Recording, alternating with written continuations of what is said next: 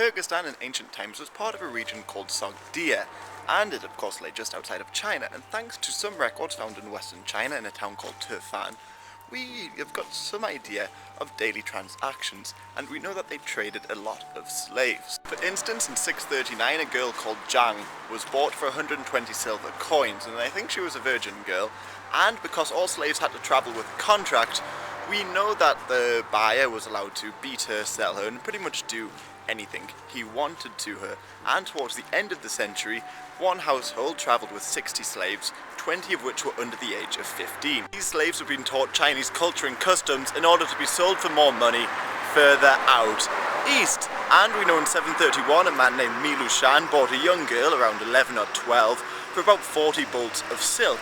And to put this into a little bit of context, a horse could be bought for 18 bolts of silk. And slavery continued to be an integral part of Central Asia well until the 19th century. For instance, a Russian explorer named Muraviev said that Khiva, which lies a little further west than Kyrgyzstan, had thousands of Persian slaves and even around 300 Russian slaves.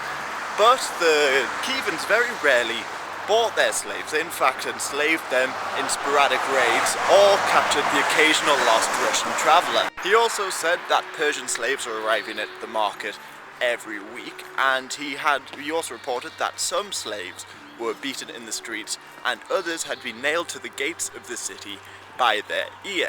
And around the same time, a German missionary called Joseph Wolf reported that in Bukhara, about a fifth of the population were slaves. And if you're interested, the slave markets in Bukhara were open twice a week, so you can tell that there are a lot of slaves being brought into the region. But slavery continued even after the Russians took over Central Asia.